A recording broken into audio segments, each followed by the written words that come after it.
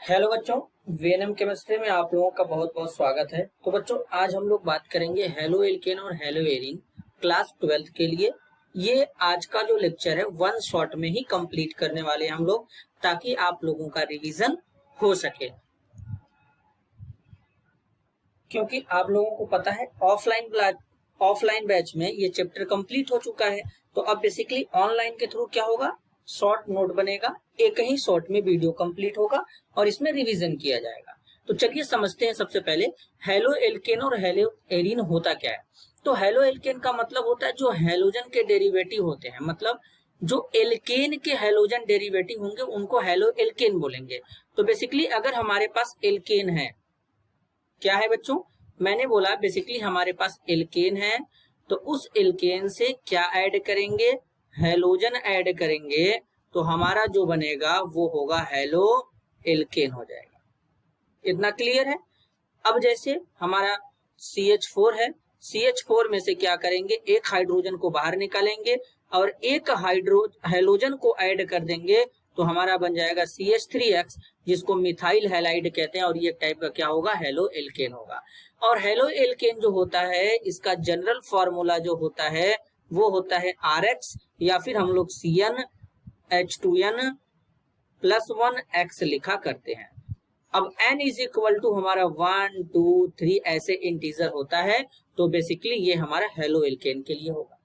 अब अगर हम हेलो एरीन की बात करें, तो हेलो एरीन में क्या होगा सर, हेलो एरीन का मतलब होगा कि जो बेंजीन के हेलोजन डेरिवेटिव होते हैं, मतलब सर बेंजीन लेंगे और बेंजीन के रिंग से एक हाइड्रोजन को हटाएंगे, एक हाइड्रोजन को हटाने के बाद यहाँ पर एक हेलोजन लगा देंगे, तो बनने वाले कंपाउंड को हम लोग क्या बोलेंगे, हेलो एरीन या हेलो बेंजीन बोलेंगे।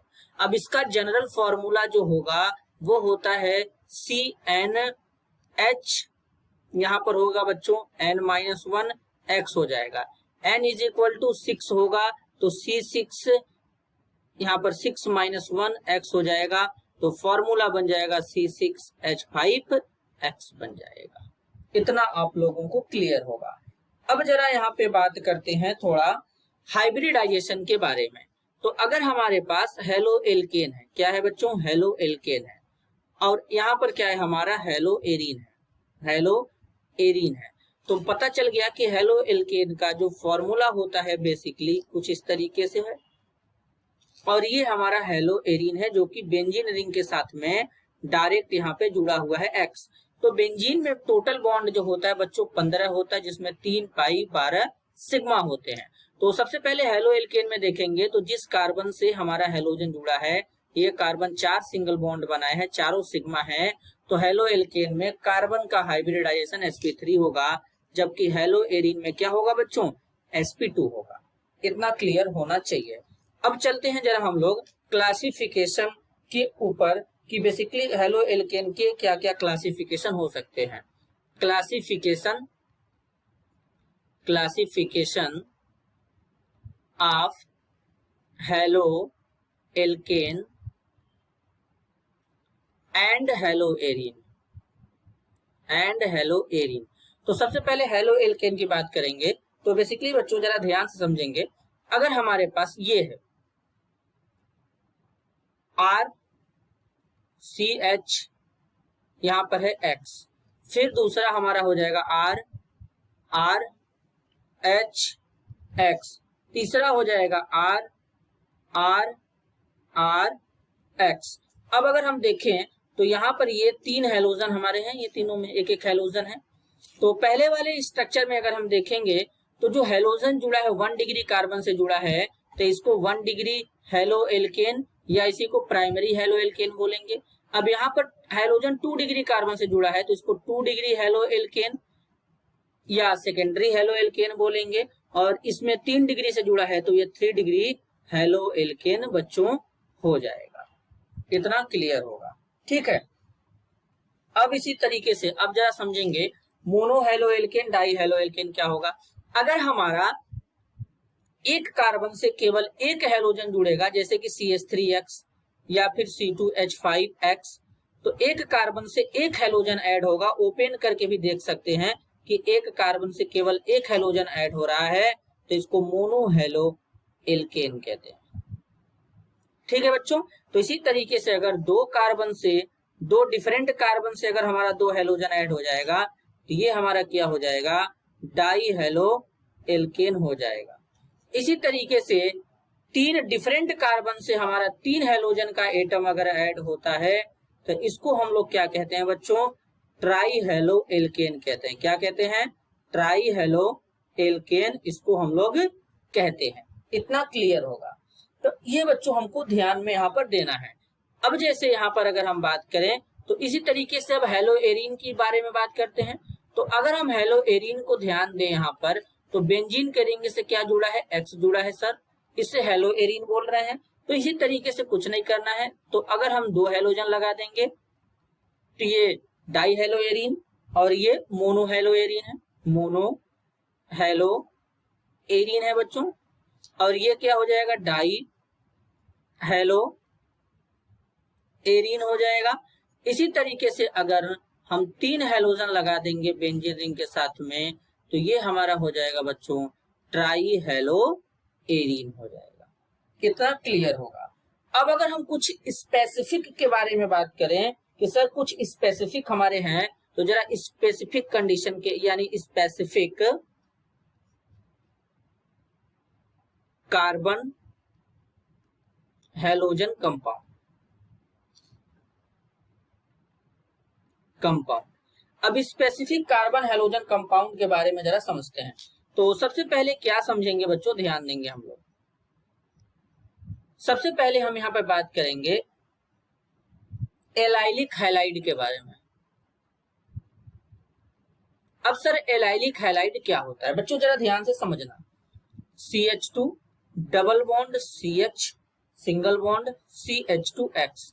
अब अगर हम देखें तो यहाँ पर क्या है बच्चों, इस वाले कार्बन का हाइब्रिडाइजेशन sp3 होगा, इस कार्बन का हाइब्रिडाइजेशन जो है बच्चों यहाँ पर sp2 होगा, क्योंकि यहाँ पर एक सिग्मा दो सिग्मा और यहाँ पे तीन सिग्मा है, और इसका भी sp2 होगा। तो यानी sp3 कार्बन पे हेलोजन जुड़ा है और sp3 कार्बन sp2 कार्बन से जुड़ा रहेगा, तो इसे एलाइलिक हैलाइड बोलेंगे। और भी इसके एग्जाम्पल हो सकते हैं, जैसे यहाँ पर ये भी हमारा एलाइलिक हैलाइड का ही एग्जाम्पल है बच्चों, तो इन्हें क्या कहते हैं, एलाइलिक हैलाइड कहते हैं। अब अगर हम दूसरे के बारे में देखें तो दूसरा हमारा है बच्चों बेंजाइलिक हैलाइड। अब सर बेंजाइलिक हैलाइड क्या होगा सर, ये बताओ। तो बेंजाइलिक हैलाइड में कुछ होता नहीं है बेटा, हम लोग क्या करते हैं कि जैसे हमारे पास टोल्यूइन है, क्या है, जब बेंजीन के रिंग से CH3 लगाते हैं तो टोल्यूइन होता है, तो ये टोल्यूइन है।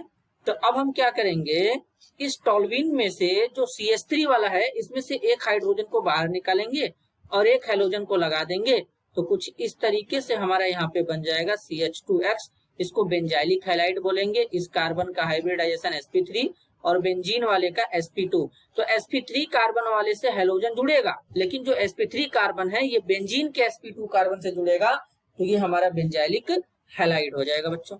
अब अगर हम बच्चों यहाँ पे बात करें तीसरे के बारे में, तो तीसरे में क्या है, जैसे हमारे पास विनाइलिक हैलाइड है, क्या है, विनाइलिक हैलाइड। अब सर विनाइलिक हैलाइड के बारे में जरा हमको समझाओ, विनाइलिक हैलाइड को कैसे समझेंगे। तो जरा देखते हैं विनाइलिक हैलाइड कैसे समझेंगे। विनाइलिक में क्या होता है कि CH2 डबल बॉन्ड CHX, ये विनाइलिक है। sp2 कार्बन से जुड़ जाएगा और एक sp2 कार्बन से हेलोजन जुड़ा रहेगा, तो ये विनाइलिक हैलाइड के कैटेगरी में आएगा। जैसे इसके और भी एग्जांपल को हम लोग समझ सकते हैं कुछ इस तरीके से, ये भी हमारा विनाइलिक हैलाइड में ही आता है बच्चों। ठीक है बच्चों, और जैसा कि आपको पता है अगर हम इसमें भी फोर्थ नंबर ऐड करना चाहे तो हमारे पास एरिल हैलाइड आ सकता है, जिसको कि बेंजील हैलाइड भी कहते हैं, बेंजीन हैलाइड। तो यहाँ पर बेसिकली ये एरिल हैलाइड है, जिसे हम लोग हेलो एरिन भी बोल रहे थे। ठीक है बच्चों, अब आगे चलते हैं हम लोग नेक्स्ट टॉपिक के ऊपर। अगला टॉपिक है IUPAC नॉमेनक्लेचर।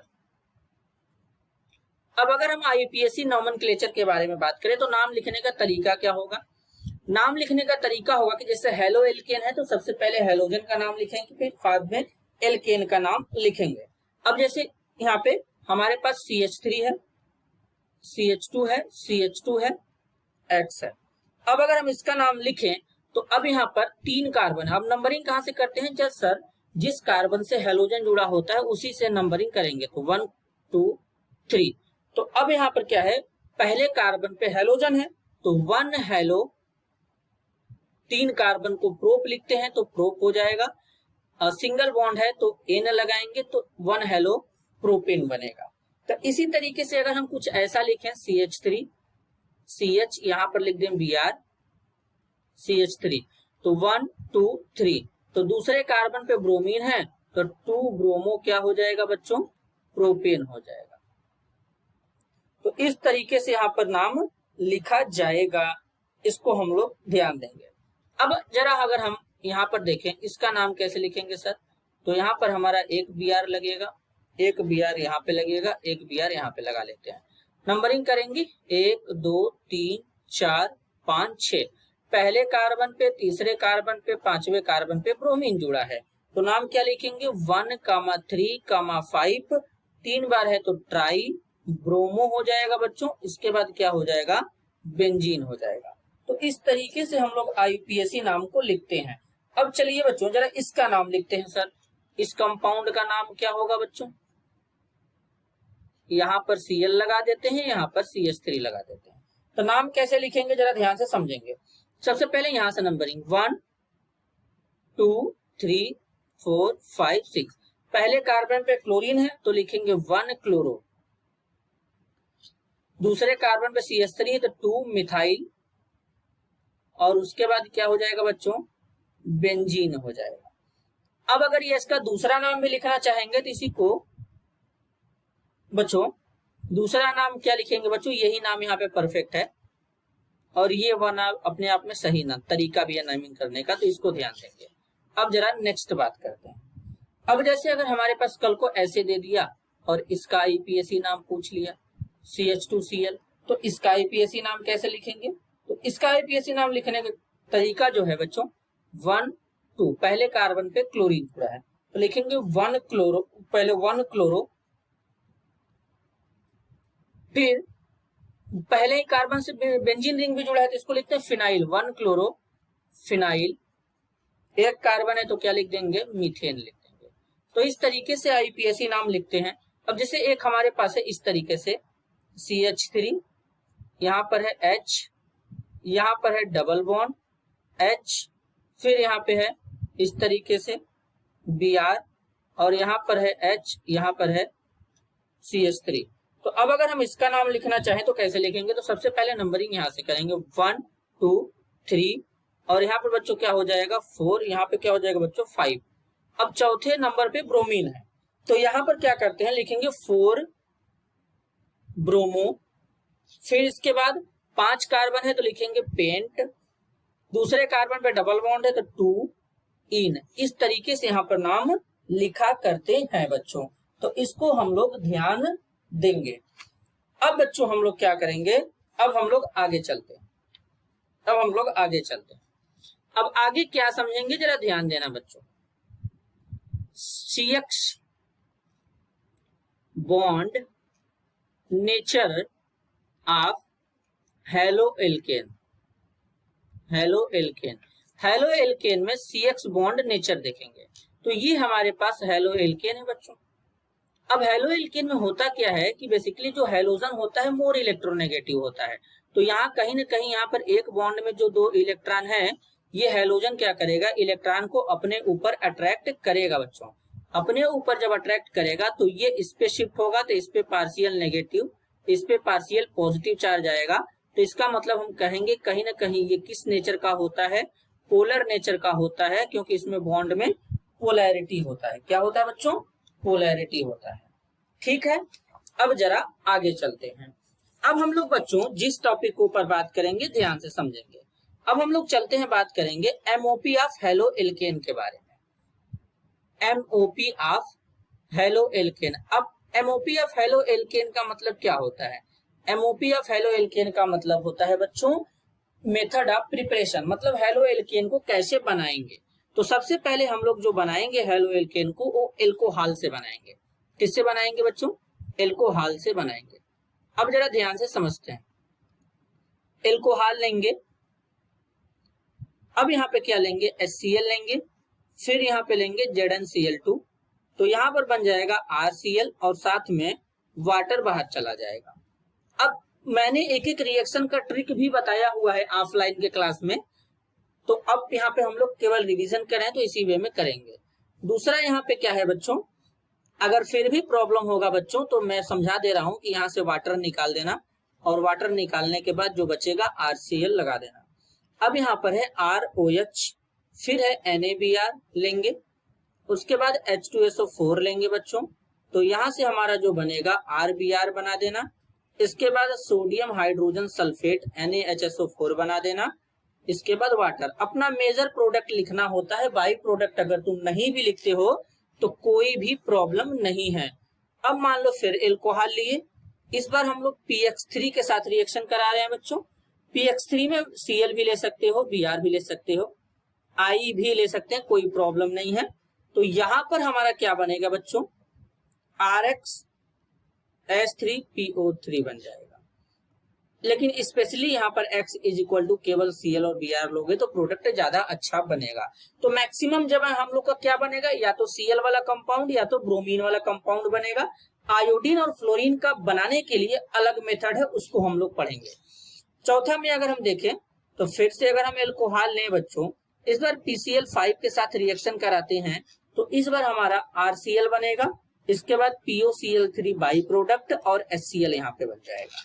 फिर अगर हम बात करें, अगर हम ले यहाँ पर एल्कोहल, फिर एल्कोहल लेने के बाद यहाँ पर हम लोग इस बार यूज करेंगे रेड फास्फोरस। क्या यूज करेंगे बच्चों, मैंने बोला रेड फास्फोरस, और साथ में X2 लेंगे। अब यहाँ पर X2 के जगह पे या तो तुम Br2 ले लो या तो तुम I2 ले लो। तो अगर Br2 रखोगे तो यहाँ पर पहले मैं बता रहा हूँ RX बना, लेकिन अगर तुम यहीं पर रेड फास्फोरस और Br2 रखते तो तुम्हारा बनता RBr, यही बनता। अगर तुम यहीं पर रेड फास्फोरस I2 रखते तो तुम्हारा बनता RI, तो इससे RI भी बना सकते हो, RBr बना सकते हो। लेकिन कहीं पे देख रहे हो फ्लोरोबेंजीन नहीं बना, अरे सॉरी बच्चों, फ्लोरो हेलोएल्केन नहीं बना, तो उसको बनाने का दूसरा मेथड है। एल्कोहल लिए, छठा ही है ना बच्चों, हाँ, तो एल्कोहल ले लेना, SOCl2 यानी थायोनिल क्लोराइड के साथ रिएक्शन करा देना। यहाँ पर पिरिडीन लेते हैं तो बेसिकली यहाँ पर RCl बनता है बच्चों। क्या बनता है, RCl बनता है,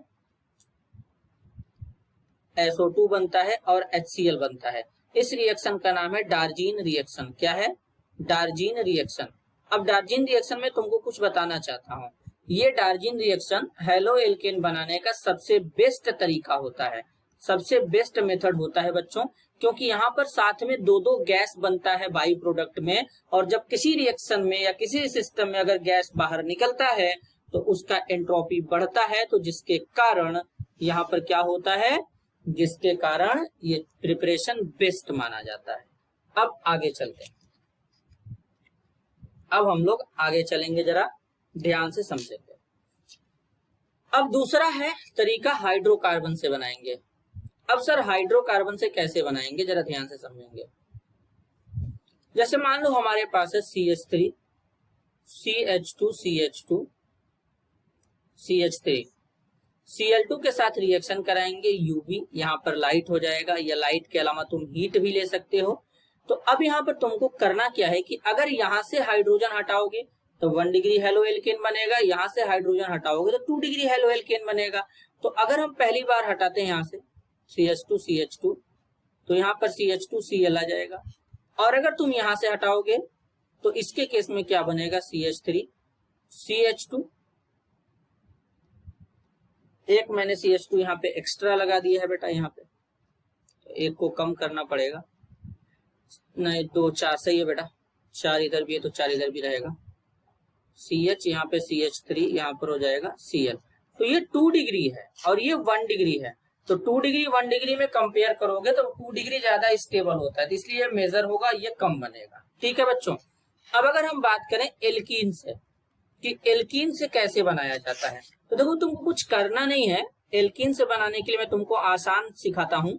कार्बन कार्बन के बीच में डबल बॉन्ड है। अब तुम क्या करो, मान लो HX लेके आ रहे हो, तो H पे प्लस X पे माइनस रहेगा, ऐसे टूटता है। तो तुम क्या करना कि यहाँ पर जब भी इस तरीके से एल्कीन रहे तो ये जो डबल बॉन्ड है एक बॉन्ड को तोड़ देना। जब एक बॉन्ड को तोड़ोगे तो दो बॉन्ड लगाना। कैसे? ये पाई बॉन्ड तोड़ रहे हो तो बीच में तो एक बॉन्ड बचेगा, एक बॉन्ड यहाँ लगाना, एक बॉन्ड यहाँ लगाना। अब मान लो इससे हाइड्रोजन लगा दिए, इससे X लगा दिए, तुम्हारा ये फाइनल प्रोडक्ट बन जाएगा। ठीक है बच्चों, आगे चलते हैं। अब चलो जैसे मान लो हमारे पास यहाँ पे गिवन है CH3 CH double bond CH2। मान लो इसमें HI का अटैक कराना है। अब मेरा बात ध्यान से सुनो, तुम कैसे प्रोडक्ट बनाओगे। अब H प्लस टूटेगा, I माइनस टूटेगा। तो अब ये रिएजेंट है, क्या है? रिएजेंट है, हिंदी में कहते हैं अभिकर्मक। तो अभिकर्मक में ऋणात्मक भाग कौन सा है, नेगेटिव वाला पार्ट कौन सा है? I माइनस है सर। अब यहाँ पर डबल बॉन्ड किन किन कार्बन के बीच में है? एक इन दोनों कार्बन के बीच में है। तो अब दोनों कार्बन के बीच में डबल बॉन्ड है तो तुम देखो कि दोनों कार्बन में से हाइड्रोजन कहाँ पे कम है, तो इस वाले कार्बन पे हाइड्रोजन कम है। तो रिएजेंट का नेगेटिव वाला भाग उस कार्बन से लगाओ, उस डबली बॉन्डेड कार्बन से लगाओ जिसपे हाइड्रोजन कम है। तो यहाँ पर एक हाइड्रोजन, यहाँ पे दो हाइड्रोजन है, तो यानी यहाँ पर CH3, यहाँ पर CH, यहाँ पर तुम I लगा दो, एक हाइड्रोजन बचेगा, CH2 के साथ लगा दो, ये तुम्हारा बन जाएगा प्रोडक्ट। और ये जो तुम्हारा प्रोडक्ट बनेगा ये मेजर रहेगा। क्या रहेगा? मेजर रहेगा। ठीक है, लेकिन मान लो अगर हम यही एल्कीन लें, CH यहाँ पे डबल बॉन्ड CH2, अब अगर तुम्हारे पास HBr से अटैक कराना है तो H प्लस Br माइनस। तो तुम सोच रहे होगा कि जो रिएजेंट का नेगेटिव भाग है उस डबली बॉन्डेड कार्बन से जोड़ेंगे जिसपे हाइड्रोजन कम है। सही बात है, लेकिन अगर यहीं पे परऑक्साइड लिख करके आ जाए तो अब तुम जस्ट उल्टा करोगे, उस डबल बॉन्ड वाले कार्बन से जोड़ना नेगेटिव वाला भाग जिसपे हाइड्रोजन ज्यादा होगा। तो इस बार इस तरीके से जुड़ेगा Br और यहाँ पर H। तो ऐसा कब होगा? जब परऑक्साइड आएगा तब। अगर परऑक्साइड नहीं आएगा तो तुम क्या करना, जैसे मैंने बताया पहला वाला कि रिएजेंट का नेगेटिव भाग उस वाले कार्बन से जोड़ो जिसपे हाइड्रोजन का नंबर कम हो। लेकिन अगर परऑक्साइड नहीं आएगा तब ऐसा करना। ठीक है, आगे चलते हैं। अब मान लो हमारे पास है एक एल्कीन, ये एल्कीन है। अब ये एल्कीन हो गया। अब हम लेते हैं यहाँ पर Br2 और यहाँ पर लेंगे CCl4। ठीक है, तो अब देखो जरा यहाँ पे क्या करेंगे, इस ब्रोमीन को इस डबल बॉन्ड वाले से ऐड कर देंगे। तो पहले तो सिंगल बॉन्ड लगा देंगे, सारा हाइड्रोजन सिंगल बॉन्ड से ही था, कार्बन कार्बन के बीच में डबल बॉन्ड था, लेकिन अब यहाँ पर एक सिंगल बॉन्ड है। क्यों? एक बॉन्ड हम लोगों ने हटा दिया। तो जब हटाएंगे एक पाई बॉन्ड, दो सिग्मा लगाएंगे, एक ब्रोमीन यहाँ लगाओ, एक ब्रोमीन यहाँ लगाओ, ये तुम्हारा प्रोडक्ट बनेगा। इसको विसिनल डाई हैलाइड कहते हैं। क्या कहते हैं? विसिनल डाई हैलाइड कहते हैं। अब एक बात हमारा ध्यान से और सुनो तुम लोग, पहले देखो, इसको टेस्ट ऑफ अनसेचुरेशन भी कहते हैं। कैसे, जरा समझाता हूँ। प्रयोगशाला में क्या करते हैं कि अगर हमको कोई कंपाउंड मिले, हमको पहचानना रहे कि ये संतृप्त हाइड्रोकार्बन है कि असंतृप्त हाइड्रोकार्बन है, मतलब सेचुरेटेड है कि अनसेचुरेटेड है। तो अब इसको पहचानने के लिए क्या करते हैं कि हम यहाँ पर लेंगे ब्रोमीन और ब्रोमीन को CCl4 में मिक्स करेंगे। ब्रोमीन का कलर जो होता है वो रेडिश ब्राउन होता है। क्या होता है? रेडिश ब्राउन होता है। तो अब क्या करेंगे, इस ब्रोमीन को CCl4 में मिला लेंगे। मिलाने के बाद जो गिवन कंपाउंड रहेगा उसमें डालेंगे। डालने के बाद अगर वो रंगहीन हो गया, कलरलेस हो गया, तो इसका मतलब वो एल्कीन था। अगर नहीं हुआ तो मतलब एल्कीन नहीं था। ठीक है, आगे चलते हैं। अब है halogen exchange method. Halogen exchange method में जैसे RI लेते हैं। पहले हैलोजन एक्सचेंज का मतलब मैं समझा देता हूं कि जहां पे हैलोजन का क्या होता है, विनिमय होता है, आदान प्रदान होता है। तो ये मान लो हमारे पास RX है, हम इसका NaI के साथ रिएक्शन कराएंगे। ठीक है, तो यहां से क्या करना, तुम यहां से NaX बाहर निकाल देना। NaX बाहर निकालने के बाद R के साथ में तुम I लगा देना। ठीक है, अब तुम यहाँ पर X इज इक्वल टू या तो Cl रख लो या तो Br भी रख सकते हो। अच्छा, इस रिएक्शन का नाम है फिंकेल-स्टीन रिएक्शन।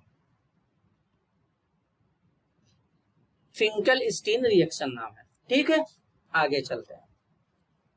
अब मान लो हम लेते हैं एक CH3Br, इसका रिएक्शन करा देंगे AgF के साथ। तो यहां पर हम लोग का क्या बनेगा, AgBr को बाहर निकाल दो। जैसे ही तुम बच्चों AgBr को बाहर निकालोगे CH3 के साथ में F लगा देना। और देखो फ्लोरो एल्केन बनाने का सबसे बेस्ट तरीका यही है और इसको कहते हैं स्वार्ट्स रिएक्शन। ये एक नेम रिएक्शन है, इसको स्वार्ट्स रिएक्शन कहते हैं। अब यहाँ पर तुम क्या कर सकते हो, जो AgF मैंने लिया है ना, तो इसके जगह पे तुम मेटेलिक हैलाइड में जैसे AgF तो ले ही रहे हो, इसके अलावा Hg2F2 भी ले सकते हो, या फिर तुम यहाँ पर COF2 भी ले सकते हो, या फिर तुम यहाँ पर SbF3 भी ले सकते हो। इनमें से कोई भी ले सकते हो। इनको मेटेलिक फ्लोराइड कहते हैं। अब मेटेलिक फ्लोराइड का मतलब क्या होता है सर, मेटल के साथ में जब फ्लोरीन जुड़ जाएगा तो मेटेलिक फ्लोराइड इसको कहते हैं। क्या बोला मैंने, जब मेटल के साथ में फ्लोरीन जुड़ जाएगा तो इसे मेटेलिक फ्लोराइड कहते हैं बच्चों। ठीक है, आगे चलते हैं। अब इतना तुम लोगों को क्लियर हो गया होगा। अब जरा हम लोग बात करते हैं अब फिजिकल प्रॉपर्टी के ऊपर। किसके फिजिकल प्रॉपर्टी की बात करेंगे, तो हम लोग बात करेंगे हैलो एल्केन के फिजिकल प्रॉपर्टी के ऊपर। फिजिकल यानी पीपी का मतलब physical property of haloalkane. अब देखो जो हैलो एल्केन होते हैं, हैलो एल्केन जो होते हैं प्योर स्टेट में, अगर हम हैलो एल्केन की बात करें तो प्योर स्टेट में क्या होते हैं, कलरलेस होते हैं। जो RX होता है प्योर स्टेट में, ये क्या होता है, कलरलेस होता है। कलरलेस होने का मतलब होता है रंगहीन होता है। लेकिन बट मतलब किंतु, लेकिन, परंतु जो ब्रोमाइड होता है जैसे RBr हो जाए या RI हो जाए, ये जैसे ही प्रकाश के कांटेक्ट में आएंगे, यानी लाइट के कांटेक्ट में आने पर, यानी प्रकाश के कांटेक्ट में आने पर कलरफुल हो जाते हैं। क्या हो जाते हैं, कलरफुल हो जाते हैं। जैसे ही लाइट के कांटेक्ट में आएंगे ये कलरफुल हो जाएंगे। ठीक है, अब इनके बहुत सारे हैलोजन के जो कंपाउंड होते हैं वो वेपर स्टेट में क्या होते हैं, बड़ा ही खुशबूदार होते हैं। ठीक है, अब जरा चलते हैं इनके बॉइलिंग पॉइंट के बारे में बात करते हैं। बॉइलिंग पॉइंट की अगर बात करेंगे तो सबसे ज्यादा बेसिकली हमारा जो बॉइलिंग पॉइंट है RI का होगा, इससे कम RBr, इससे कम RCl, इससे कम हो जाएगा RF। जैसे जैसे मॉलिक्यूलर मास बढ़ेगा, वान डेर वाल्स फोर्स बढ़ेगा, तो बॉइलिंग पॉइंट भी बढ़ेगा। अब जरा बात को समझो, लेकिन अगर हैलो एल्केन में ब्रांचिंग हो जाए, क्या हो जाए, मैंने बोला ब्रांचिंग हो जाए, जरा ध्यान से समझो। CH3 है, CH2 है, CH2 है, CH2 है, Br है। अब अगर हम एक और लें इसी का isomer CH3 CH2 CH Br CH3 और इसी का तीसरा आइसोमर लें, तो इनमें तुम अगर देखोगे कार्बन, हाइड्रोजन, ब्रोमीन का नंबर बराबर है। लेकिन अगर हम इनके बॉइलिंग पॉइंट की बात करें, बॉइलिंग पॉइंट बेसिकली केल्विन में देखेंगे, तो इसका 375 है, तो इसका 364 है, तो इसका है 346। मतलब समझ रहे हो, सबसे ज्यादा ये जो स्ट्रेट चैन वाला हैलो एल्केन है इसका बॉइलिंग पॉइंट है। इसके बाद जैसे इनमें ब्रांचिंग हो रहा है, ब्रांचिंग का मतलब होता है अगल बगल से शाखा का निकलना, तो जैसे इनमें से शाखा निकल रहा है, ब्रांचिंग हो रहा है, इनका तो बॉइलिंग पॉइंट घट रहा है बच्चों, इनका तो बॉइलिंग पॉइंट घट रहा है।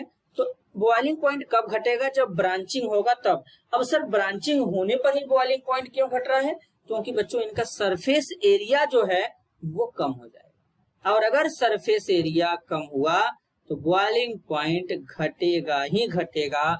ये दिमाग में तुम बैठा ही लेना बेटा। आगे देखो, नेक्स्ट बात करते हैं। अब जरा बात करते हैं डाइपोल मोमेंट के बारे में, बॉन्ड लंबाई के बारे में।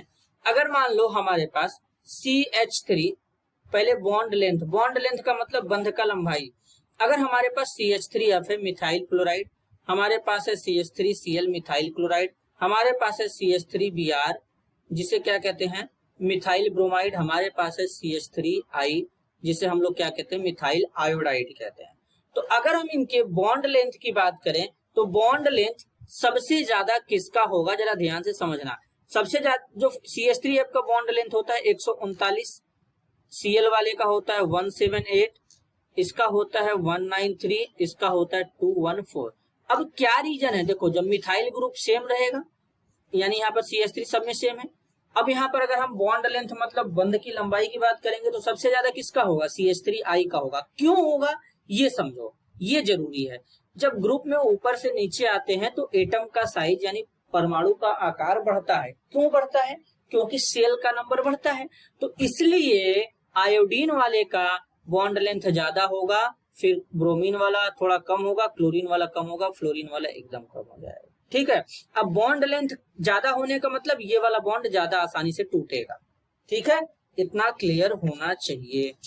अब चलो हम लोग आगे बात करते हैं। अब हम बात करते हैं सॉल्युबिलिटी के ऊपर। सॉल्युबिलिटी के ऊपर बात करने का मतलब होता है कि पानी में हेलो एल्केन घुलेगा कि नहीं घुलेगा। हेलो एल्केन बेटा पानी में बहुत ही कम मात्रा में घुलते हैं। तो इसके पीछे का रीजन है कि ये जल के साथ, वाटर के साथ हाइड्रोजन बॉन्ड नहीं बना पाते, इसलिए हेलो एल्केन वाटर में नहीं घुल पाता है उतना ज्यादा। ठीक है, आगे चलते हैं। अब हम बात करेंगे केमिकल प्रॉपर्टीज के ऊपर। अब केमिकल प्रॉपर्टीज में जरा ध्यान देंगे, ध्यान से समझेंगे क्या होता है, कैसे होता है, सब समझेंगे। अब चलो स्टार्ट करते हैं। केमिकल प्रॉपर्टी में सबसे पहले एसन रिएक्शन के बारे में बात करेंगे। एसन रिएक्शन जो होता है बेटा, इसको बोलते हैं न्यूक्लियोफिलिक सब्स्टिट्यूशन रिएक्शन। ठीक है, नाभिक स्नेही प्रतिस्थापन अभिक्रिया। अब देखो बात को समझो, बात को समझने का मतलब है कि देखो ये हमारा है कार्बन, कार्बन के साथ में तुम लगा देते हो हैलोजन। तो अब यहाँ पर ये हैलोजन ज्यादा इलेक्ट्रोनेगेटिव होता है। अब इनके बीच में जो कार्बन के साथ बॉन्ड बना है तो उस बॉन्ड में तो 2 इलेक्ट्रॉन है ही, लेकिन वो दोनों इलेक्ट्रॉन ये हैलोजन अपने ऊपर खींचेगा। क्यों खींचेगा सर? क्योंकि हैलोजन ज्यादा इलेक्ट्रोनेगेटिव है। अब इलेक्ट्रोनेगेटिव ज्यादा जो होता है वही तो इलेक्ट्रॉन को खींचता है। तो अब हैलोजन पे आएगा माइनस और कार्बन पे आएगा प्लस। अब देखो दूसरा बात, न्यूक्लियोफाइल क्या होते हैं? न्यूक्लियोफाइल का मतलब जिनके पास इलेक्ट्रॉन ज्यादा होता है, और इलेक्ट्रोफाइल का मतलब जिनके पास इलेक्ट्रॉन कम होता है। मान लो हमारे पास कोई न्यूक्लियोफाइल है, देखो माइनस है तो माइनस मतलब इलेक्ट्रॉन ज्यादा होगा, तो वो इस कार्बन के ऊपर जुड़ेगा और यहाँ से X माइनस बाहर निकलेगा, तो X माइनस बाहर चला गया। फिर यहाँ पर कार्बन के साथ में न्यूक्लियोफाइल लग गया, तो अब यहाँ पे दूसरा प्रोडक्ट बन गया। ठीक है ना, दूसरा प्रोडक्ट बन गया। तो इसी को प्रतिस्थापन अभिक्रिया कहते हैं। क्या कहते हैं? प्रतिस्थापन अभिक्रिया कहते हैं। अब ये न्यूक्लियोफाइलिक जो सब्स्टिट्यूशन रिएक्शन है, ये 2 प्रकार का होता है। एक होता है SN1, दूसरा होता है SN2। क्या बोला मैंने? एक होता है SN1, दूसरा होता है SN2। अब जरा ध्यान से समझते हैं। सबसे पहले SN1 रिएक्शन के बारे में देखो। SN1 रिएक्शन जो होता है, इस रिएक्शन का रेट जो होता है, इसमें ऑर्डर ऑफ रिएक्शन जो होता है 1 होता है। क्या होता है? ऑर्डर ऑफ रिएक्शन जो होता है वो 1 होता है। अब इसमें होता क्या है जरा SN1 रिएक्शन में सर ये बताओ। देखो SN1 रिएक्शन का जो ऑर्डर होता है 1 होता है, लेकिन ये रिएक्शन 2 स्टेप में कंप्लीट होता है। इसे न्यूक्लियोफिलिक सब्स्टिट्यूशन रिएक्शन यूनिमॉलिक्यूलर कहते हैं। जैसे मान लो हमारे पास CH3 है, 3 लगा दो, यहाँ पर Br लिखो, यहाँ पर OH माइनस लिखो। तो अब यहाँ पे क्या करोगे, CH3 थ्राइस COH लगा दो, Br माइनस बाहर निकाल दो। जैसे ये में हुआ था जब वैसे ही यहाँ पे होगा। 2 स्टेप में होगा। सबसे पहले पहला स्टेप समझो। पहला स्टेप समझने का मतलब है कि पहले स्टेप में कार्बोधनायन बनेगा। जैसे मान लो CH3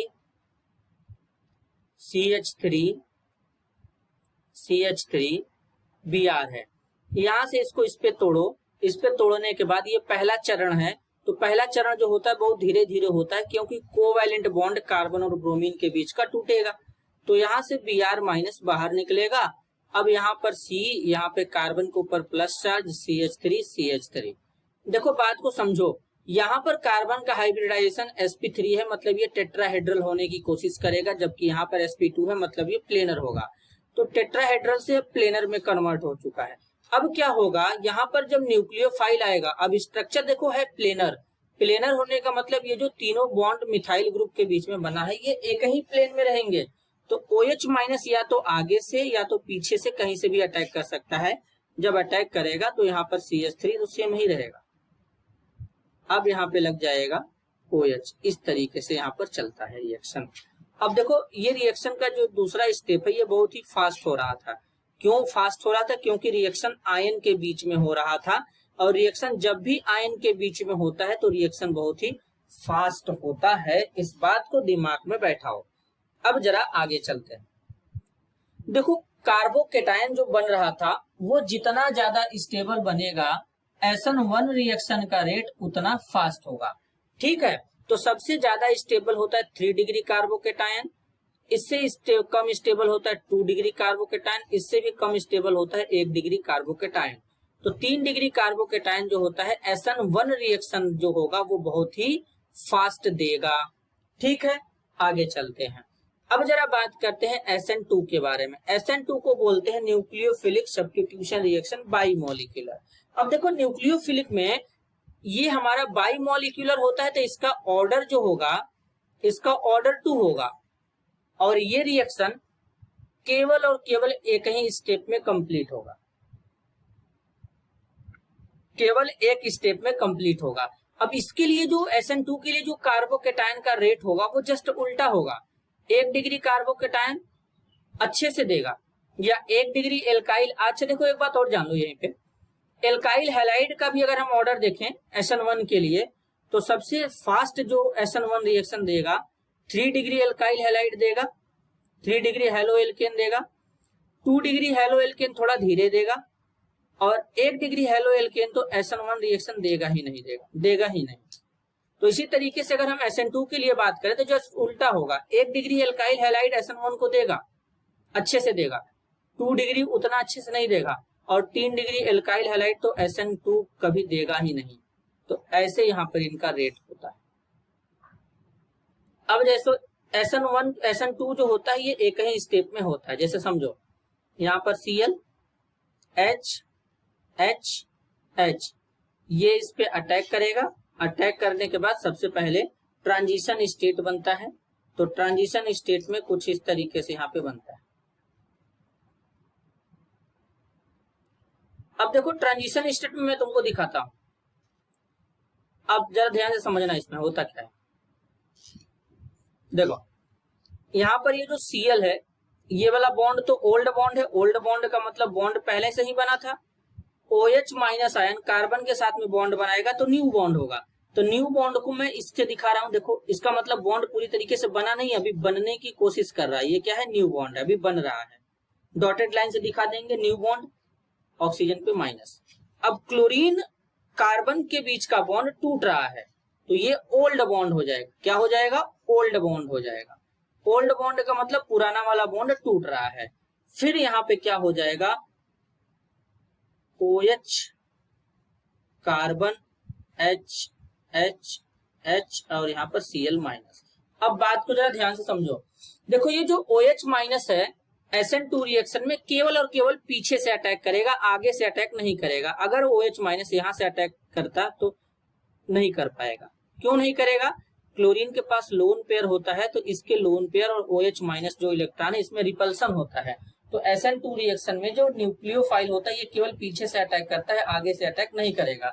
और जब पीछे से अटैक करेगा तो कार्बन कुछ इस तरीके से पलट जाएगा। देखो, इसमें Cl आगे जुड़ा था, अब OH पीछे से इस तरीके से पलट जाएगा।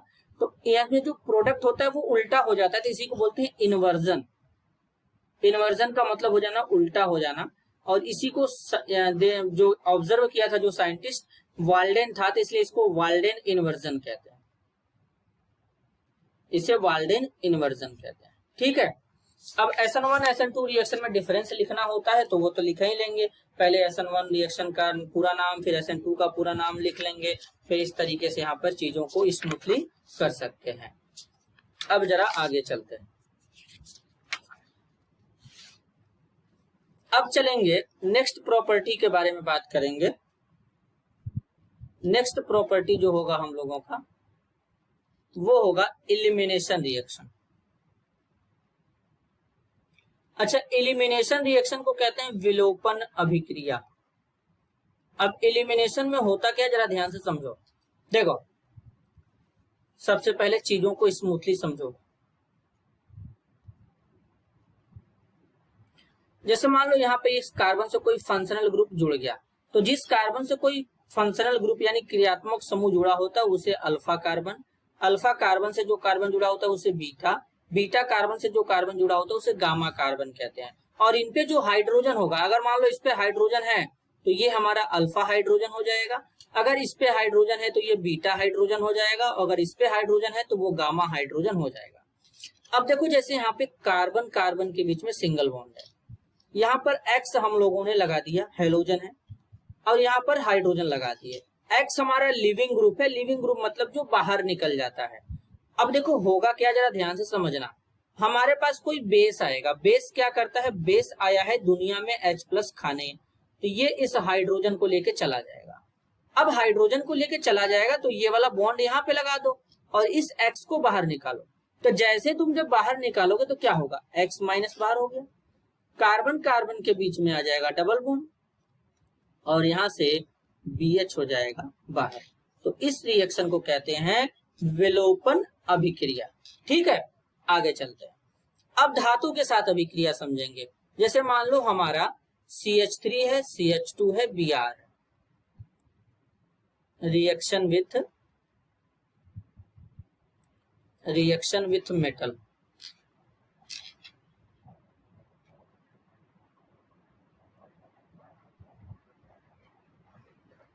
अब यहां पर मैग्नीशियम धातु ले लो, ड्राई ईथर के प्रेजेंस में उपस्थिति में रिएक्शन कराओ। तो मैग्नीशियम को कहां लगाना है, इस ब्रोमीन और कार्बन के बीच में लगाओ। तो CH3 CH2 Mg हो जाएगा, Br हो जाएगा। इस बनने वाले कंपाउंड को कहते हैं ग्रिगनार्ड रिएजेंट। क्या कहते हैं, ग्रिगनार्ड रिएजेंट कहते हैं। ग्रिगनार्ड रिएजेंट बहुत ही अच्छा रिएजेंट होता है, इससे मैक्सिमम ऑर्गेनिक कंपाउंड को बनाया जा सकता है। अब जरा ध्यान से समझो, ये जो ग्रिगनार्ड रिएजेंट होता है ना RMgX, ये पोलर नेचर का होता है। मैग्नीशियम पे माइनस प्लस आएगा, हेलोजन पे माइनस, कार्बन पे माइनस आएगा जब इस बॉन्ड को तोड़ोगे तब। ये ग्रिगनार्ड रिएजेंट में खास बात। अब मान लो तुम ग्रिगनार्ड रिएजेंट ले रहे हो यहाँ पर RMgX, अब हम तुमसे बोलें कि इसका पानी के साथ रिएक्शन कराओ। तो जब पानी के साथ रिएक्शन कराओगे तो MgX हमारा पानी के साथ में चला, OH के साथ में चला जाएगा। तो MgOHX मैग्नीशियम हाइड्रोक्सी हैलाइड और R के साथ में H लग जाएगा तो क्या बनेगा, एल्केन बनेगा। ठीक है, आगे चलते हैं। अगला रिएक्शन है वुड्स रिएक्शन। वुड्स रिएक्शन, अब वुड्स रिएक्शन क्या होता है जरा ध्यान से समझो। जैसे मान लो हम RX ले रहे हैं 2 बार, सोडियम धातु के साथ रिएक्शन कराएंगे ड्राई ईथर के प्रेजेंस में, तो यहाँ पर कुछ होगा नहीं, NaX बाहर हो जाएगा। तो NaX बाहर हो गया तो यहाँ पर बन जाएगा R single bond R, alkane इसमें भी बन जाएगा। लेकिन खास बात ये देखना कि इसमें जो होता है वो मीथेन नहीं बनेगा, मतलब ग्रिगनार्ड यहाँ पर मीथेन नहीं बनने का मतलब होता है कि ऑड एल्केन नहीं बनेगा। ठीक है, तो ये हमारा कंप्लीट हेलो एल्केन हो गया बच्चों। क्या हो गया, कंप्लीट हेलो एल्केन हो गया। अब अगर हेलो एल्केन के बारे में बात करेंगे तो हेलो एल्केन जो होते हैं इनका यूज मेडिसिन वगैरह बनाने में करते हैं, लेबोरेटरी में रिएजेंट के तौर पे यूज करते हैं। तो इस तरीके से हेलो एल्केन जो होता है इसका यूज वगैरह होता है। ठीक है, तो हम लोग मेन टॉपिक के ऊपर फोकस कर रहे हैं। अब हम लोग जरा बात करेंगे हेलो एरीन के बारे में कि हेलो एरीन को कैसे बनाते हैं। चलो जरा समझते हैं हेलो एरीन। नेक्स्ट पेज से MOP ऑफ हेलो एरीन। अब हेलो एरीन को कैसे बनाएंगे, देखो सबसे पहले तो हाइड्रोकार्बन से बना सकते हैं। जैसे हमारे पास टॉल्यूइन है, टॉल्यूइन भी हाइड्रोकार्बन भी होता है। X2 लो, आयरन ले लो और यहाँ पर डार्क मतलब रिएक्शन अंधेरे में कराओ। अगर तुम अंधेरे में रिएक्शन नहीं कराते, लाइट को उपस्थिति में कराते, तो जो X जुड़ता वो CH3 वाले में कार्बन से साथ जुड़ता। लेकिन अब अगर रिएक्शन अंधेरे में कराएंगे ना तो यहाँ पर इस तरीके से CH3 तो ऐसे ही रहेगा, X यहाँ पे लग जाएगा और एक यहाँ पे लगा देना, X यहाँ पे। तो ये ऑर्थो है प्रोडक्ट है और ये पैरा प्रोडक्ट है। आर्थो पैरा प्रोडक्ट का मतलब मैं तुम लोगों को समझाता हूं। देखो जरा सबसे समझो, सबसे पहले कि आर्थो और पैरा का मतलब क्या होता है। ध्यान से समझो, अगर हमारे पास कोई बेंजीन रिंग है तो बेंजीन रिंग में कोई भी आर्थो, कोई भी मेटा, कोई भी पैरा नहीं होता है।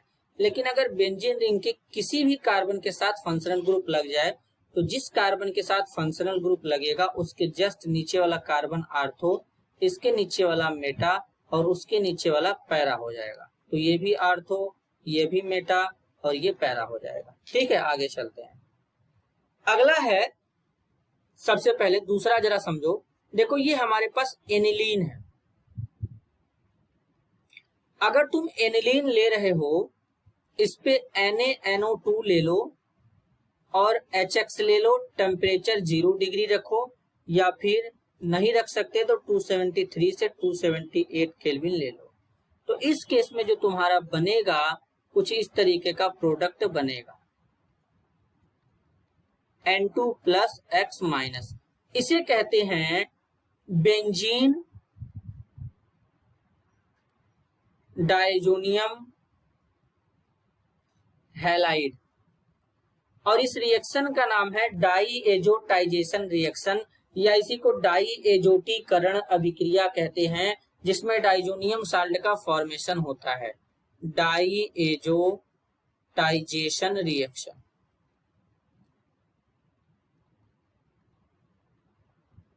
ठीक है, अब देखो कैसे बनाएंगे, जरा ध्यान से समझना। ये डाइजोनियम साल्ट है, N2 प्लस X माइनस। अगर तुम इस पे Cu2 X2 ले रहे हो, X2 के जगह पे यहाँ पर Cl2 Br2 भी ले सकते हो, तो तुम्हारा बन जाएगा यहाँ पर X और नाइट्रोजन गैस बाहर। और इस रिएक्शन को बोलते हैं sand mayor reaction. Sand mayor reaction. अगर तुम Cl2 लगाते X2 के जगह तो क्लोरोबेंजीन, और अगर Br2 लगाते तो ब्रोमोबेंजीन बन जाता। ठीक है, अगर तुम इस पे CuHCl डालोगे तो क्लोरोबेंजीन बनेगा। अगर तुम इस पे CuHBr डालोगे तो ब्रोमोबेंजीन बनेगा, और इस रिएक्शन का नाम हो जाएगा गाटरमान। क्या हो जाएगा? Gattermann reaction. ठीक है, अगर तुम इस पे, अब देखो, अगर तुम इस पे Ki डालोगे तो तुम्हारा आयोडोबेंजीन बन जाएगा। क्या बन जाएगा? आयोडोबेंजीन बन जाएगा। अगर तुम इस पे HbF4 और हीट कर दोगे तो तुम्हारा इस पे जो बनेगा वो बनेगा फ्लोरोबेंजीन। तो देखो, तुम डाइजोनियम साल्ट के through chlorobenzene, bromobenzene, iodobenzene, fluorobenzene भी बना ले रहे हो बेसिकली। तो यहाँ पर तुमको सब मिल जा रहा है। ठीक है, तो ये बनाने का तरीका होता है कि इस तरीके से बनाया जाता है। अब चलो जरा, हेलो एरिन का प्रिपरेशन खत्म हो गया। अब जरा हेलो एरिन के फिजिकल प्रॉपर्टी के बारे में हम लोग बात कर लेते हैं। ठीक है बच्चों, देखो हेलो एरिन का फिजिकल प्रॉपर्टी वही, हेलो एरिन वाटर इनसॉल्युबल होता है, मतलब वाटर में नहीं डिसॉल्व होगा, कलरलेस होता है, ऑर्डरलेस होता है, ये सब तमाम प्रकार की बातें हैं। मेन पॉइंट पे बात करते हैं, मेन टॉपिक के ऊपर बात करेंगे, जरा ध्यान से समझना।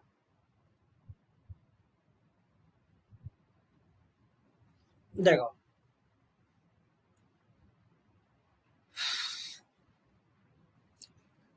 ये है ऑर्थो और ये है मेटा और ये है पैरा। ठीक है, तो अगर हम इसके बॉइलिंग पॉइंट की बात करें, केल्विन में लेते हैं 453, 446, 448। इसका ज्यादा इसलिए हो गया इससे क्योंकि ये सिमेट्रिकल होता है, और इसी तरीके से इसका बेसिकली जो मेल्टिंग पॉइंट है ये भी ज्यादा होगा। सिमेट्रिकल होने के कारण, सिमेट्रिकल का मतलब बीच से काटने पर दो इक्वल हाफ में डिवाइड हो जाएगा, तो इसलिए इसका क्या होता है, सिमेट्रिकल होता है, तो इसलिए इसका मेल्टिंग पॉइंट भी यहाँ पे ज्यादा हो जाएगा। ठीक है, आगे चलते हैं बच्चों। कितना कंप्लीट हो गया। अब जरा बात करते हैं, इधर समझो, इनके केमिकल प्रॉपर्टी के ऊपर जो कि जबरदस्त है। देखो, अब जरा हम लोग बात करेंगे केमिकल प्रॉपर्टीज।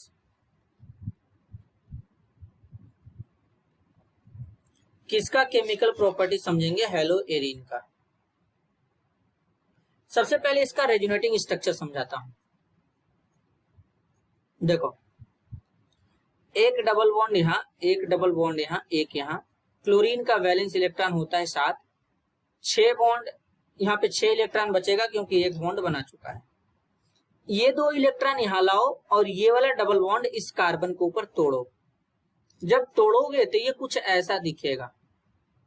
यहां पर आएगा माइनस और यहां पर आ जाएगा अब डबल बॉन्ड। एक बॉन्ड तो पहले से था, अब क्लोरीन के ऊपर एक आएगा प्लस चार्ज। ये डबल बॉन्ड एकदम ऐसे ही रहेगा, सेम इसी तरीके से। ये माइनस यहां आएगा और ये वाले बॉन्ड को यहां पे तोड़ो। ऊपर वाला जो क्लोरीन है उसको सेम वैसे ही रहने दो। तो यहाँ पे इस बार माइनस आ गया, यहाँ पे डबल बॉन्ड आ गया, यहाँ पे डबल बॉन्ड आ गया, यहाँ पे डबल बॉन्ड Cl प्लस आ गया। अब देखो तुम क्या करोगे, तुमको करना कुछ यूं है कि ये वाला इस पे शिफ्ट करो और ये वाला बॉन्ड इस पे शिफ्ट करो। जैसे ही इस पे शिफ्ट करोगे तो यहाँ पर क्या होगा, जरा ध्यान से समझो। देखो, ये माइनस का यहाँ पर एक बॉन्ड बना दो, ये डबल बॉन्ड ऐसे ही है।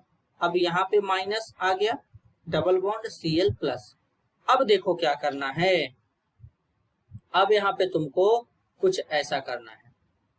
ये वाला यहाँ लाओ और इसको इस पे शिफ्ट करो। तो जैसे ही यहाँ पे ऐसा करोगे तो तुम्हारा क्या होगा, कुछ ऐसे ही दिखेगा। यहाँ पर डबल बॉन्ड, यहाँ पे डबल बॉन्ड, यहाँ पे डबल बॉन्ड, यहाँ पे Cl। ये देखो, जब स्ट्रक्चर रिपीट होने लगता है तो बनाना बंद कर देते हैं। तो तुम्हारा माइनस चार्ज कहाँ पे आ रहा है, आर्थो और पैरा पे आ रहा है। तो अब ये तो सारा का सारा रेजोनेटिंग स्ट्रक्चर था। 1 2 3 4 5, ये पांचों का पांचों रेजोनेटिंग स्ट्रक्चर है। अगर तुम पांचों स्ट्रक्चर को एक साथ बनाना चाह रहे तो ऐसे बनाओ। बीच में 3 बॉन्ड था, तीनों बॉन्ड घूम रहा था तो ऐसे दिखा दो।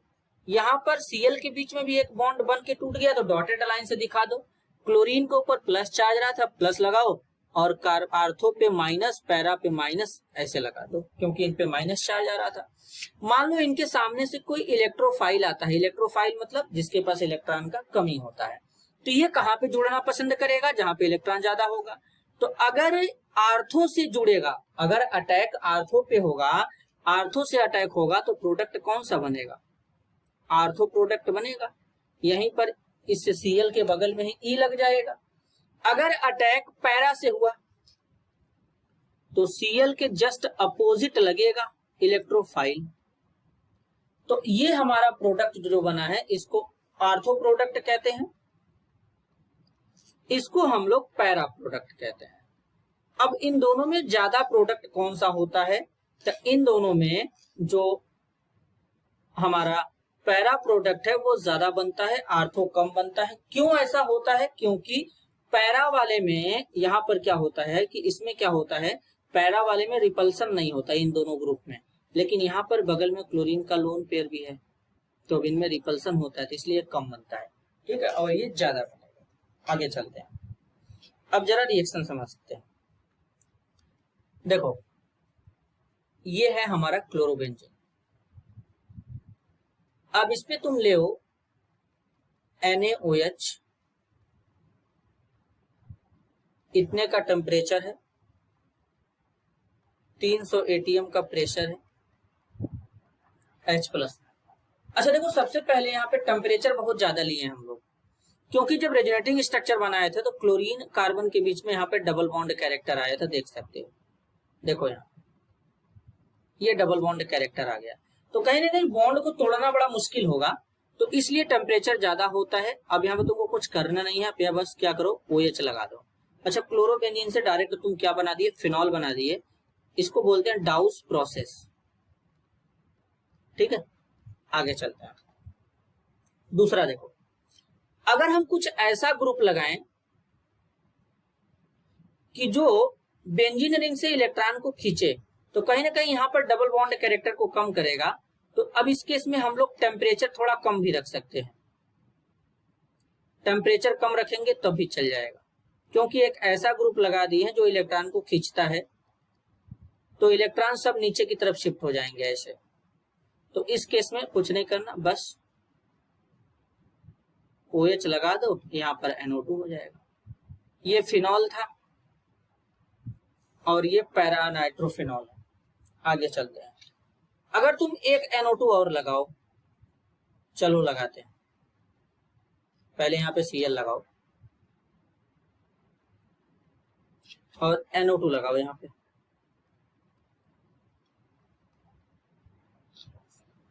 NaOH ले लो, 368 केल्विन का टेम्परेचर लो, H+ लो। तो बस अब इस बार तो दो Cl है, तो इसलिए टेम्परेचर और कम हो गया, OH लगाओ, 2,4 डाई नाइट्रोफिनॉल हो जाएगा। अब अगर एक गलती से एक NO2 और लगा दिए, मैं दिखा देता हूं लगा करके।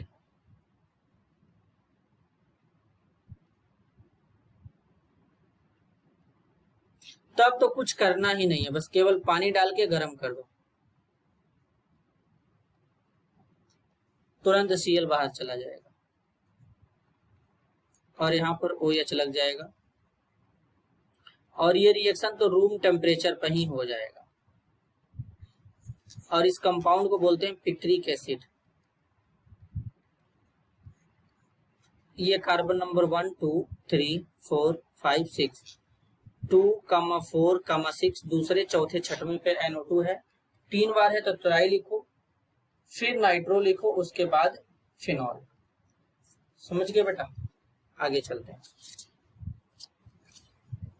अब जरा देखो, जरा ध्यान से समझो, इलेक्ट्रोफिलिक सब्स्टिट्यूशन रिएक्शन ESR, यानी सब्स्टिट्यूशन तो होगा लेकिन इलेक्ट्रोफाइल के द्वारा होगा। अब जरा ध्यान से समझो, अगर हमारे पास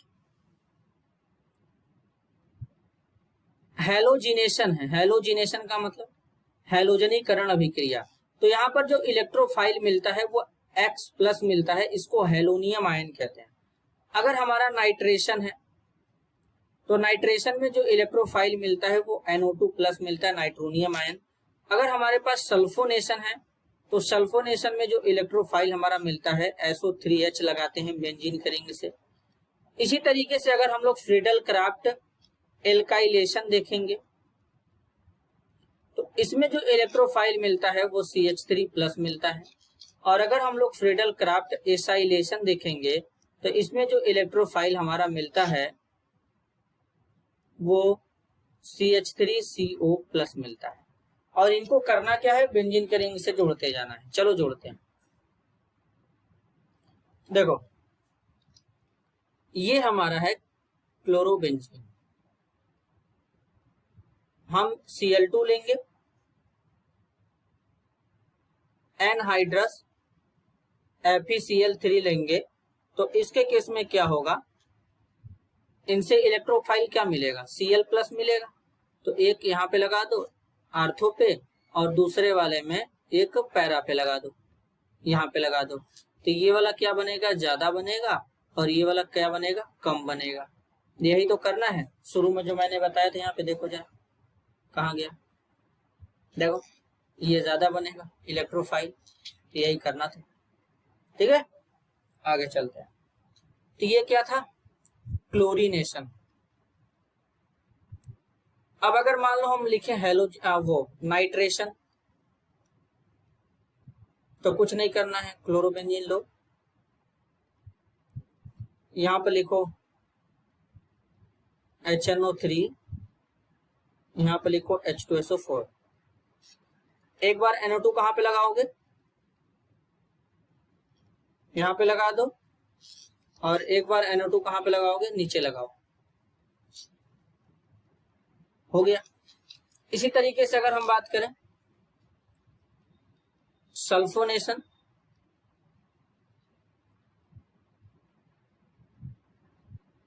तो देखो कंसंट्रेट सल्फ्यूरिक एसिड लो, हीट करो, फिर यहाँ पे क्या कर दोगे,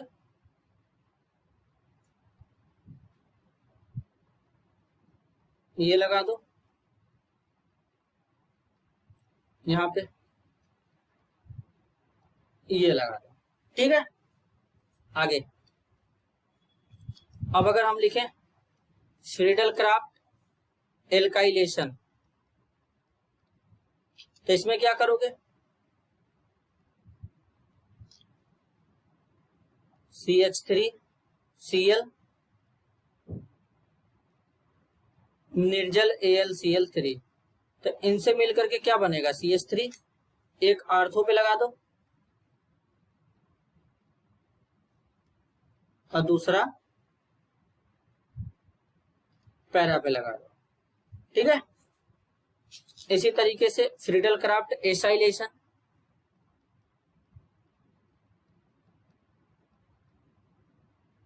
तो फ्रीडल क्राफ्ट एसाइलेशन में क्या होगा, यहां पर CH3 C double bond O Cl ले लो,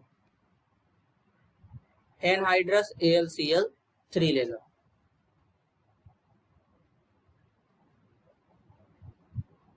C double bond O CH3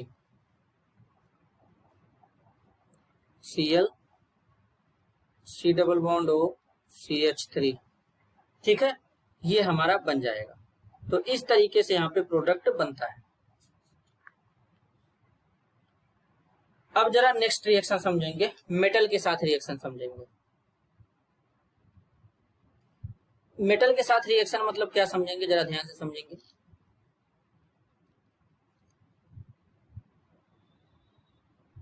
woods फिटिग reaction, तो वुड्स फिटिग रिएक्शन में क्या होता है, हेलो एरिन लेंगे, उसके बाद सोडियम मेटल लेंगे ही लेंगे, साथ में हेलो एल्केन भी लेंगे, और यहाँ पे लेंगे ड्राई ईथर, रिएक्शन करा देंगे, यहां से NaX बाहर निकालेंगे,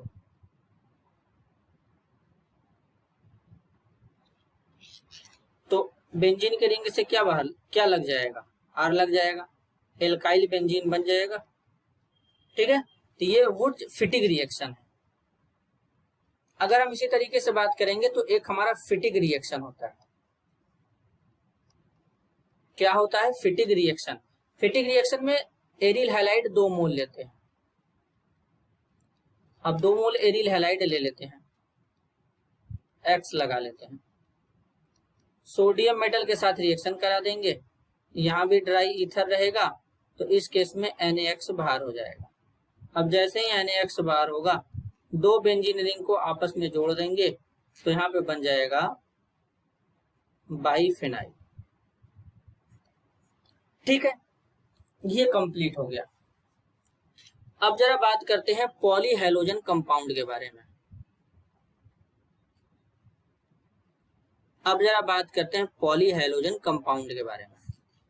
पॉलीहेलोजन कंपाउंड में सबसे पहला जो हमारा है CH2Cl2 है, इसको क्या कहते हैं, मिथाइलिन क्लोराइड कहते हैं, या इसी को डाइक्लोरोमीथेन कहते हैं। क्या कहते हैं, डाइक्लोरोमीथेन। अब देखो जरा समझते हैं, डाइक्लोरोमीथेन ज्यादातर इसका यूज कहाँ करते हैं, जैसे अगर हमको पेंट है, पेंट को डिसॉल्व करना है तो इसका यूज कर लेंगे, इसमें पेंट हमारा डिसॉल्व हो जाएगा, मतलब इसका विलायक के तौर पे यूज कर सकते हैं। बहुत सारा मेडिसिन बनाते हैं, मेडिसिन बनाने के बाद जो मेटल होता है उसको साफ करने में करते हैं, ठीक है। लेकिन इसका साइड इफेक्ट है, साइड इफेक्ट हमारा जो सेंट्रल नर्वस सिस्टम होता है उसको बहुत ज्यादा अफेक्ट करता है। अब ये जैसे ही एयर के कांटेक्ट में आता है, तो अब एयर के कांटेक्ट में आने पर अगर हमारे ये कान से, नाक से अगर अंदर जाता है, तो कहीं ना कहीं सुनने का क्षमता, देखने का क्षमता हमारा कम होने लगता है। और पता कैसे चलेगा, चक्कर आएगा, मतलब उसके बाद वोमिटिंग यानी उल्टी होगा, और इसके बाद जो हाथ और पैर जो है एकदम सन्न हो जाएगा, मतलब एकदम ये सब जकड़ने लगेगा, ये सब होता है।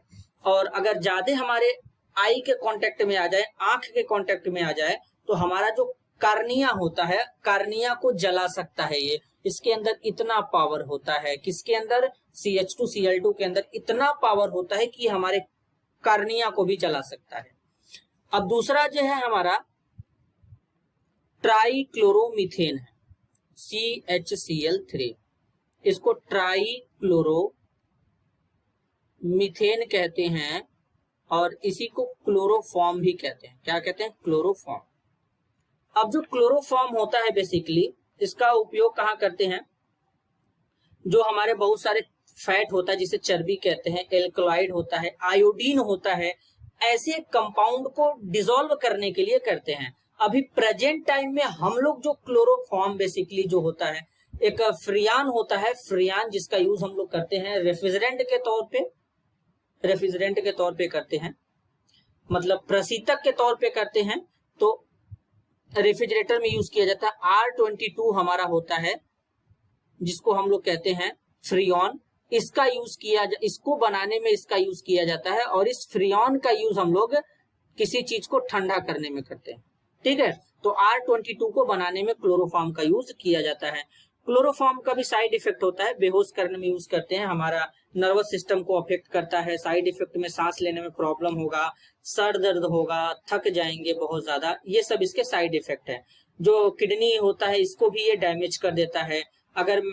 अगर बेसिकली लंबे समय तक अपना अगर हम लोग जो स्किन है अगर क्लोरोफॉर्म में डुबा करके रखेंगे तो उस पे घाव हो जाएगा। और क्लोरोफॉर्म में खास बात भी ये होता है कि जैसे जैसे हमारा अगर ये हमारा लाइट के कांटेक्ट में आता है, लाइट यानी प्रकाश के कांटेक्ट में आएगा और एयर के कांटेक्ट में आएगा, तो धीरे धीरे ये क्या करेगा, टूटने लगता है और कन्वर्ट हो जाता है, एक जहरीला गैस बना लेता है और उस जहरीले गैस का नाम होता है फॉस्जीन। क्या होता है? फॉस्जीन। फॉस्जीन गैस क्या होता है? जहरीला होता है। इसलिए क्लोरोफॉर्म को कलरफुल बोतल में भर करके अच्छे से पैक कर दिया जाता है ताकि उसमें वायु अंदर न रहे। अगर ये एयर के कांटेक्ट में, लाइट के कांटेक्ट में आएगा तो जहरीला गैस फॉस्जीन बना लेता है। अब अगर तीसरे के बारे में बात करें तो एक होता है ट्राईआयोडोमीथेन। ट्राईआयोडोमीथेन ट्राईआयोडोमीथेन जो होता है, आयोडोफॉर्म भी इसको कहते हैं, आयोडोफॉर्म, फॉर्मूला CHBr3 होता है। सॉरी, ये तो ब्रोमोफॉर्म हो जाएगा, आयोडोफॉर्म है तो CHI3 होगा। अभी मैं आगे पढ़ाऊंगा। आयोडोफॉर्म टेस्ट भी होता है, बड़ा ही इंपॉर्टेंट टेस्ट है, एग्जाम में आता है।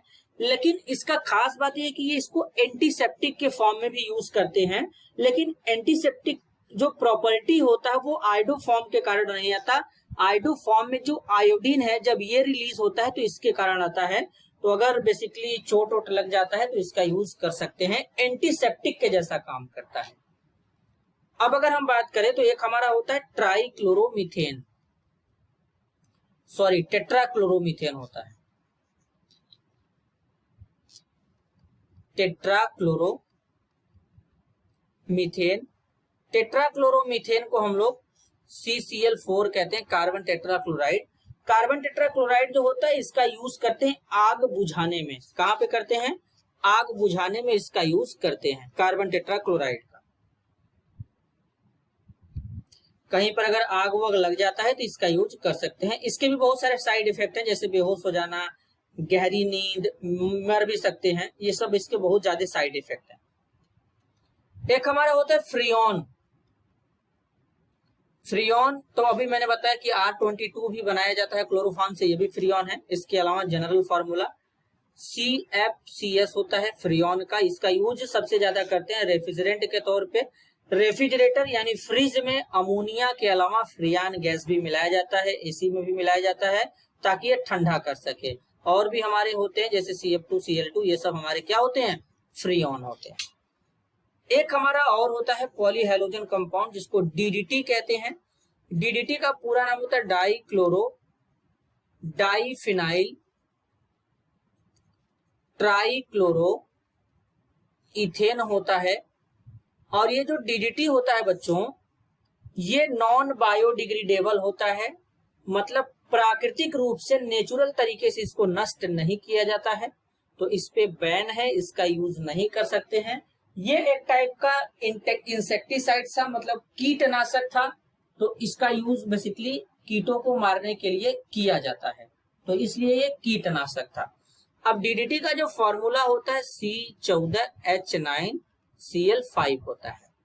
अब डीडीटी के अगर हम स्ट्रक्चर के बारे में बात करें तो कुछ इस तरीके से बनता है। एक बेंजीन रिंग, यहां पर एक Cl लगा दो, यहां पर एक बेंजीन रिंग Cl लगा दो, और यहां पर Cl Cl एक Cl लगा दो, यहाँ पे H लगा दो। इसी को कहते हैं DDT। ठीक है, DDT का भी साइड इफेक्ट होता है क्योंकि इससे भी बहुत सारा तमाम प्रकार के बीमारी फैलता है जैसे, तो इसका यूज नहीं कर सकते। ये हमारे बॉडी में स्टोर भी हो सकता है क्योंकि ये फैट में ही स्टोर होता है ज्यादातर, इसलिए बहुत ही खतरनाक होता है। तो बच्चों, वन शॉट वीडियो आपका हेलो एल्केन और हेलो एरिन कंप्लीट हो चुका है। आप लोग इसे अच्छे से देखिए, पढ़िए, समझिए, नोट्स बनाइए। आप लोगों के रिवीजन के लिए बोर्ड लेवल पर भी बड़ी काम की चीज है। तो आज के वीडियो को यहीं पे समाप्त करते हैं, मिलते हैं अगले वीडियो में, तब तक के लिए धन्यवाद।